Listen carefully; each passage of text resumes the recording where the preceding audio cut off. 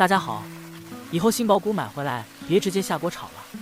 今天分享2种非常好吃的家常做法，比大鱼大肉还过瘾。先准备几根小一点的杏鲍菇，洗干净以后切成片，厚度0.5厘米左右。另一半的杏鲍菇顺着撕成条，稍微的粗一点。切好的杏鲍菇里面加1勺玉米淀粉，戴上手套翻拌均匀，让杏鲍菇裹上一层薄薄的淀粉。接下来锅里面倒少量油，油温4成热左右，把杏鲍菇下锅，油温不要太低了，要不杏鲍菇容易吸油。下锅煎3分钟左右，颜色金黄以后翻过来煎另一面，这样煎过的杏鲍菇会有一股特殊的香味，时间稍微长一点。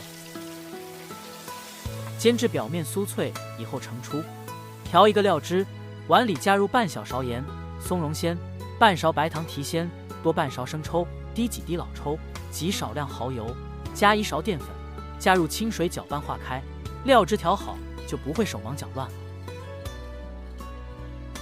锅留底油下入葱姜蒜干辣椒炒香，炒香以后下入切好的尖椒块，倒入调好的料汁和煎好的杏鲍菇，开大火烧至入味，最后把汤汁收至浓稠就可以了，盛出装盘。